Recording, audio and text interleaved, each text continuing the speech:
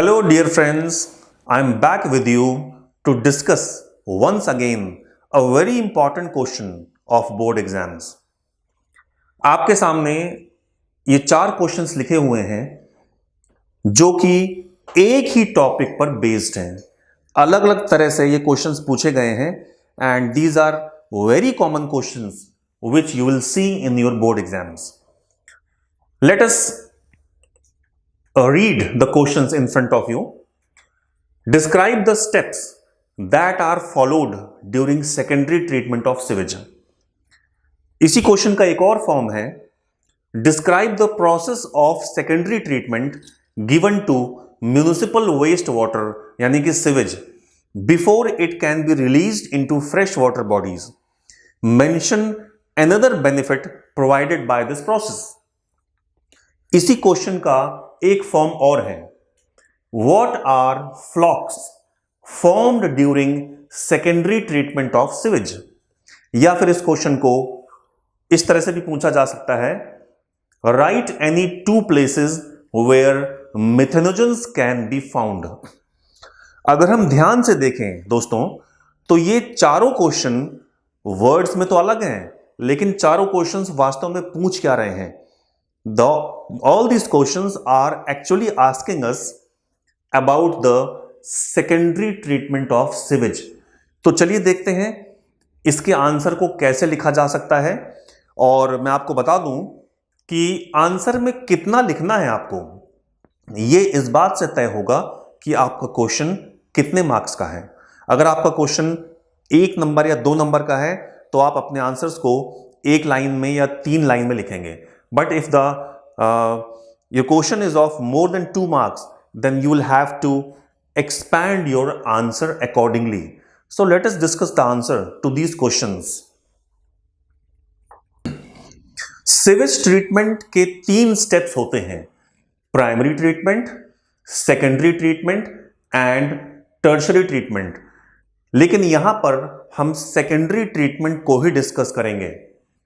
Secondary treatment is actually a biological process, इसलिए इसको हम बायोलॉजिकल ट्रीटमेंट भी कहते हैं. इसमें होता क्या है, प्राइमरी ट्रीटमेंट के बाद जो प्राइमरी इफ्लुएंट पैदा होता है उसको हम बड़े बड़े एरेशन टैंक्स में ट्रांसफर करते हैं. इन एरेशन टैंक्स को लगातार हिलाया जाता है जिसकी वजह से इनमें एयर की मात्रा अच्छी खासी होती है. The presence of air in these aeration tanks allow vigorous growth of aerobic heterotrophic microbes into flocs. Air की प्रेजेंस की वजह से कई तरह के माइक्रोब्स एरेशन टैंक्स में पैदा हो जाते हैं and these microbes take the form of flocs. अब ये जो वर्ड है फ्लॉक्स, इसका मतलब क्या है इसको भी ध्यान से आप सुनेंगे क्योंकि इस वर्ड को एक क्वेश्चन में पूछा गया है. Flocs are actually masses of bacteria associated with fungal filaments to form mesh like structures. अगर हम इसको सिंपल शब्दों में समझना चाहें तो फंगल फिलामेंट्स के बीच बीच में बैक्टीरिया का प्रेजेंट होना एक मेश लाइक यानी एक जाल की तरह स्ट्रक्चर बनाता है and this mesh like structures consisting of fungal filaments and bacteria is called flocks.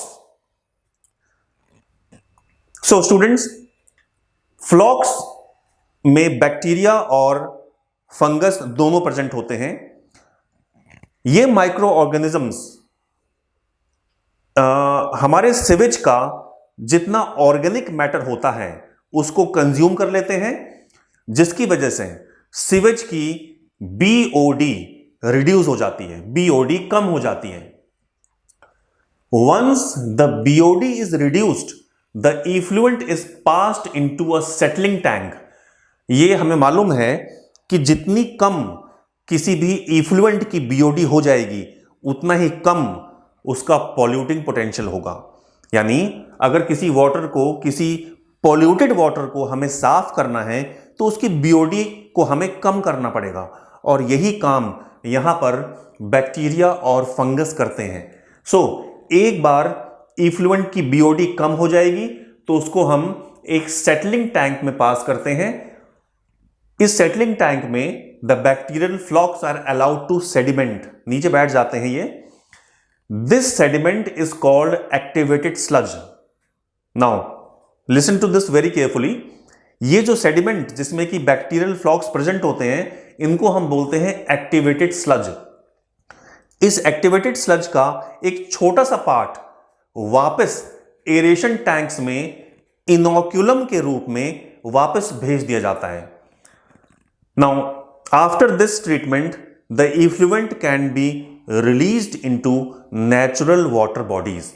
इस फिगर के जरिए हम साफ देख सकते हैं कि कैसे एरेशन टैंक्स यानी सेकेंडरी ट्रीटमेंट के बाद हम पानी को नेचुरल वाटर बॉडीज में छोड़ सकते हैं।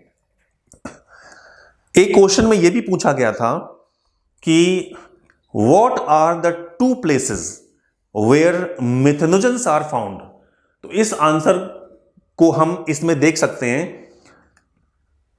एक ऐसी जगह जहां पर मिथेनोजेंस पाए जाते हैं वो है हमारे एक्टिवेटेड स्लज में। इस एक्टिवेटेड स्लज को एनएरोबिक स्लज डाइजेस्टर्स में पंप कर दिया जाता है। इन एनएरोबिक स्लज डाइजेस्टर्स में मिथेनोजेनिक बैक्टीरिया प्रेजेंट होते हैं जिनको हम मिथेनोजेंस कहते हैं। So this is one place, let me repeat my self, anaerobic sludge digesters are one place where the methanogens are found। और यहां पर ये मिथेनोजेंस क्या काम करते हैं?